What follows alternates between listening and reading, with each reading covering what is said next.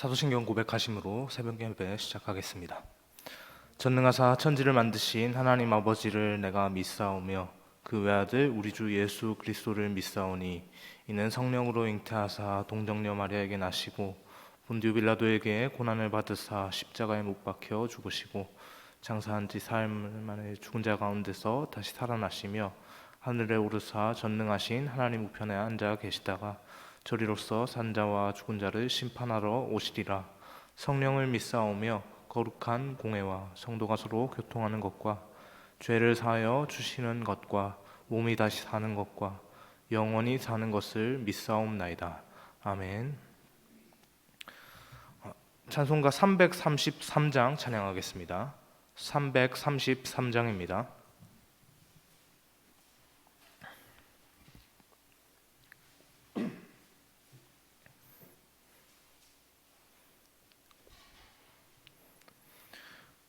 충성하라 죽도록 충성하라 주님께 슬픔이나 괴로움이 주의 사랑 못 끊으리 충성하라 죽도록 충성하라 주님까지 충성하라 죽도록 충성하라 주님께 찬란하다 저 면류관 들려온다 주의 음성 충성하라 죽도록 충성하라 끝까지 충성하라 죽도록 충성하라 주님께 항상 내가 힘쓰오니 주님 나를 도우소서 충성하라 죽도록 충성하라 끝까지 아멘. 오늘 새벽에 함께 보실 하나님의 말씀은 사무엘상 13장 8절에서 15절의 본문입니다. 사무엘상 13장 8절에서 15절까지의 본문 함께 보겠습니다.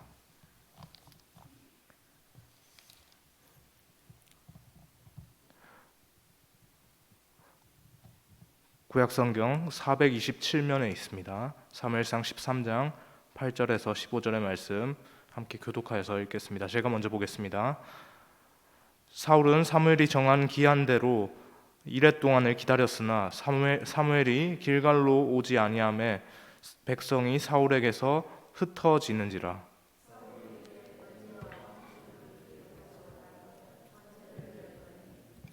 번제 드리기를 마치자 사무엘이 온지라. 사울이 나가 맞으며 무난하매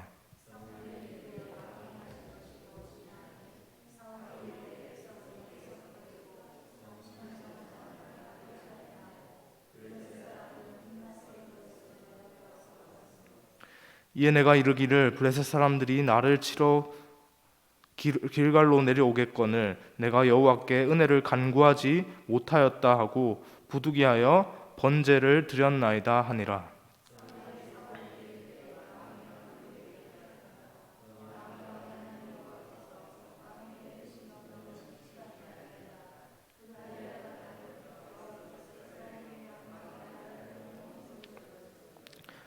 지금은 왕의 나라가 길지 못할 것이라. 여호와께서 왕에게 명령하신 바를 왕이 지키지 아니하였으므로 여호와께서 그의 마음에 맞는 사람을 구하여 여호와께서 그를 그의 백성의 지도자로 삼으셨느니라 하고 사무엘이 일어나 길갈에서 떠나 베냐민 기브아로 올라가니라.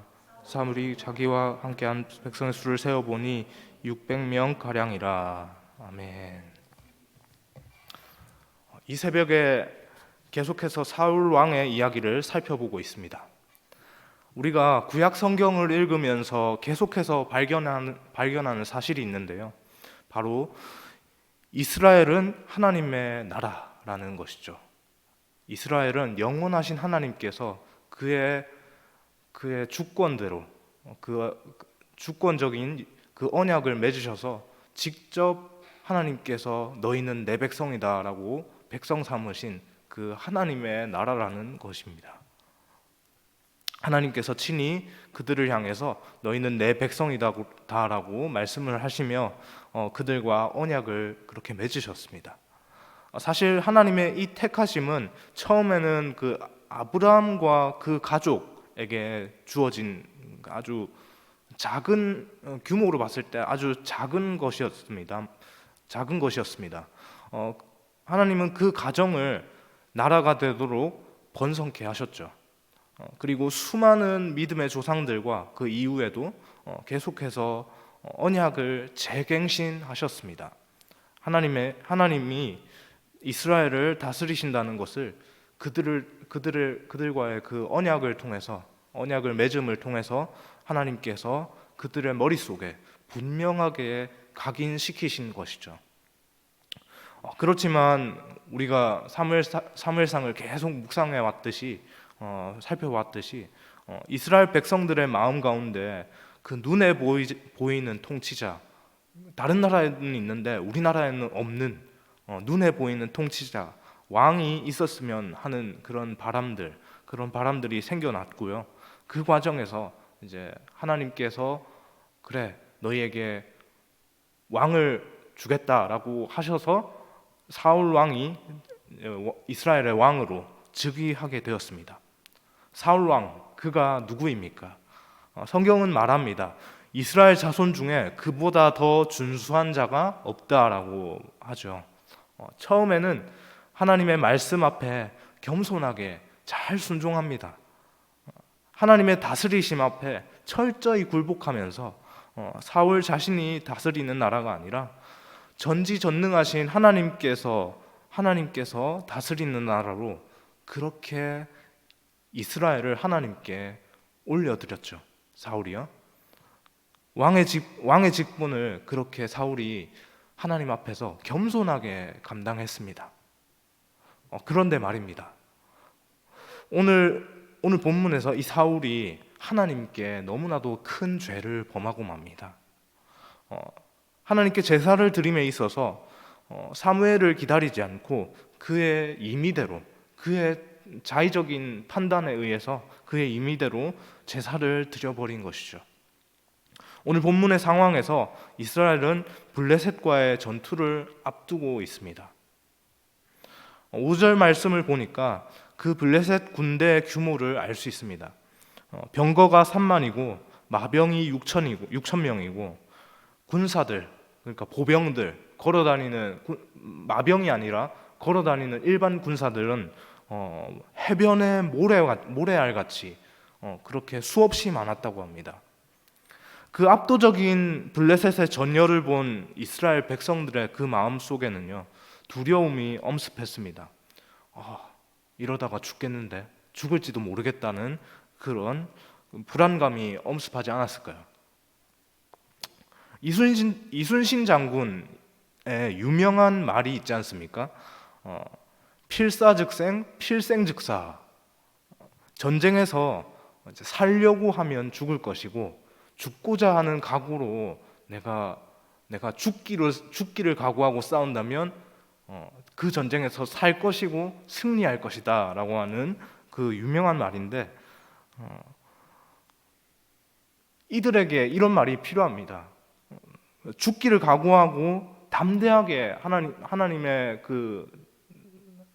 하나님의 대적이 되는 그 블레셋, 이스라엘의 대적이 되는 그 블레셋, 하나님께서 그들과 싸우라고 하신 그 나라를 향해서 죽기를 각오하고 열심히 그렇게 치열하게 싸워야 되는데 그 블레셋의 그 압도적인 군사력 앞에서 그들의 사기가 그 바닥을 치기 시작합니다.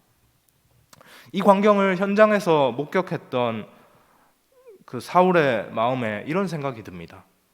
이렇게 되면 큰일 나겠구나. 그런 생각의 결과가 무엇입니까? 바로 하나님께서 정하신 그 제사법, 지엄하신 하나님의 법, 그 율법을 어긴 것이죠. 하나님의 나라 이스라엘은 하나님께서 쌓으시는 거룩한 성전을 위해서 항상 전쟁을 앞두고 그렇게 하나님께 제사를 올려드리며, 하나님, 이 전쟁은 하나님께 속했습니다. 하나님, 저희는 하나님의 이름 붙들고 나아갑니다 라고 하는 그런 각오를 다지며 나아갔습니다. 8절 말씀에 정한 기한대로라는 말이 있지 않습니까? 그 제사의 시기는 정해져 있었습니다. 그런데 아무리 기다려도 그 제사를 담당해야 할 사무엘이 그 땅으로, 이스라엘이 지금 진을 치고 있는 그 땅으로 오지 않는 겁니다. 그 사이에 병사들의 사기는 나날이 떨어져만 갑니다. 이런 상황에서 사울은요, 자신이 자신의 판단에 의해서 임의대로 그렇게 하나님께 제사를 올려드립니다. 구약시대 때 하나님께 제사 드리는 것은 오직 대제사장의 권한이었습니다. 하나님께서 그렇게 정하신 거였죠. 그런데 사울이 그 선을, 하나님께서 정하신 그 법을 넘어버렸습니다. 패배의 두려움으로 초조해진 그 마음이요, 하나님의 지엄한 명령, 그 법을 어기게 되는 결과를 초래하게 만들었죠. 그렇게 사울이 하나님께 드리는 그 제사 드리는 것을 그렇게 마친 이후에 그 절묘한 그 타이밍에 하필 사무엘이 도착합니다. 사무엘은 사울을 책망했습니다. 지금 왕께서 하신 일이 도대체 뭔지나 알고는 계십니까? 사무엘의 그 책망에 사울은 변명하죠. 상황이 너무 급박해서 내가 부득이하게 번제를 드렸습니다. 사무엘은 이어지는 13절과 14절을 통해서 하나님께 버림받게 될 이런 잘못을 저지른 사울에게 하나님께 버림받게 될 것을 이제 예고합니다. 13절과 14절 함께 읽기를 원합니다. 13절과 14절입니다. 함께 읽겠습니다. 사울에게 이르되 왕이 망령되이 행하였도다. 왕이 왕의 내리신 명령을 지키지 아니하였도다. 그리하였더라면 여호와께서 이스라엘 위에 왕의 나라를 영원히 세우셨거늘 지금은 왕의 나라가 길지 못할 것이라. 여호와께서 왕에게 명령하신 바를 왕이 지키지 아니하였으므로 여호와께서 그의 마음에 맞는 사람을 구하여 여호와께서 그의 백성으로 삼으셨느니라 하고. 아멘. 하나님의 나라에서 가장 중요한 원칙은 하나님의 말씀에 순종하는 것, 하나님의 말씀에 바로 순종하는 그것입니다. 그 말씀이 하나님께서 나에게 순종하라는 그 말씀이 분명히 우리에게 주어졌습니다. 이 말씀은 어떠한 순간에서도 최우선이 되어야 합니다. 온 땅을 지으신 창조주 하나님의 말씀이시니 그렇죠. 하나님께서 친히 자기 백성 삼으신 이스라엘이라면 온 땅을 지으신 그 만물들도 그 앞에서, 그 말씀 앞에서 순종하며 따르는데 하나님께서 친히 너희는 내 백성이다 라고 그렇게 백성 삼아 주신 그 은혜를, 한량 없으신 그 은혜를 받은 그 사람들이라면, 오늘 우리라면 더더욱 그러해야 합니다. 하나님께서 왕이신 그 이스라엘의 왕으로 하나님께서 왕이신 그 이스라엘, 그 나라의 왕으로 택함을 입은 사울은 또 하나님 앞에서 마땅히 그런 모습들을 보여야 합니다. 그럼에도 불구하고 사울은 그것을 지키지 못했습니다. 지키지 않았죠. 이스라엘의 왕인 자기 자신이 사울 본인이 하나님보다 더 높았기 때문입니다. 사울이 진정으로 하나님을 자신의 왕으로, 이스라엘의 왕으로 그렇게 인식을 했다면 이 모든 일, 하나님께 제사를 드릴 때 대제사장이 드리는 것이고, 그 때가 이르도록 그 정한 기한대로 정한 기한이 넘더라도 그 무조건 지켜져야 하는 그 대제사장이 드려야 한다는 그 법, 하나님께서 정하신 그 법을 어기는 것, 그런 일들은 일어나지 않았을 겁니다.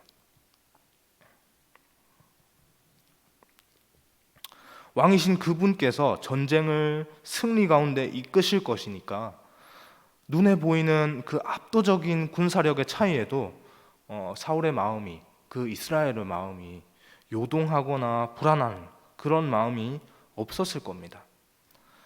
잠잠하게 하나님의 말씀을 붙잡으면서 하나님의 그 정하신 법대로 하나님께 예배하며 그렇게 전쟁을 준비했을 겁니다. 사울은 이 모든 것에서 실패해버리고 만 것이죠. 하나님께서는 철저하게 하나님의 그 머리 꼭대기에 앉으려고 하는 그 사울을 짓밟으실 것을 예고하십니다. 그렇게 왕이신 하나님을 진정으로 믿고 의지하는 하나님의 마음에 합한 자를 하나님께서 세우실 것을 그렇게 말씀을 하시죠. 오늘도 이 자리 가운데서 하나님께서 우리에게 말씀하십니다. 하나님의 말씀에 그렇게 강력하게 붙들려 있길 소망합니다. 그래서 세상의 많은 것들이, 수없이 많은 것들이 나를 향해서 그렇게 다가오면서 나의 그 하나님께 붙들려 있으려고 하는 마음들을 그렇게 수없이 그렇게 쥐고 흔들어도 요동하지 않고 하나님의 그 말씀으로 인해서 우리의 정체성, 우리는 하나님의 백성입니다 라고 하는, 하나님의 자녀입니다 라고 하는 그 정체성을 계속해서 상기하면서 그렇게 생각하면서 살아낼 수 있는 우리 모두가 되길 원합니다. 오직 하나님만이 우리의 왕이십니다. 그 왕이신 하나님을 항상 인식하면서 바라보면서 하나님께 영광 올려드리는 오늘 이 하루의 시작이 되기를 주님의 이름으로 소망합니다. 기도하겠습니다. 하나님 감사합니다.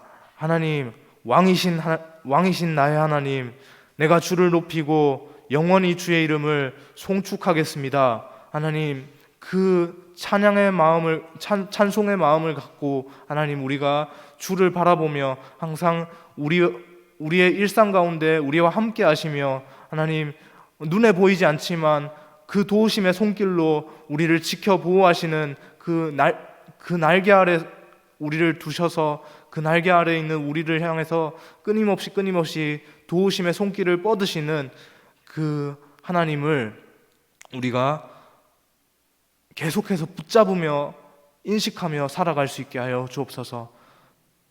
그 하나님 앞에 그렇게 우리를 향해서 은혜를 내려주시는 그 하나님 앞에 감사함으로, 기쁨으로 영광 올려드리며 그렇게 오늘 한 날도 우리 매일의 삶도 그렇게 올려드릴 수 있는 우리 모두가 되게 하여 주옵소서. 감사드리며 예수 그리스도의 이름으로 기도합니다. 아멘.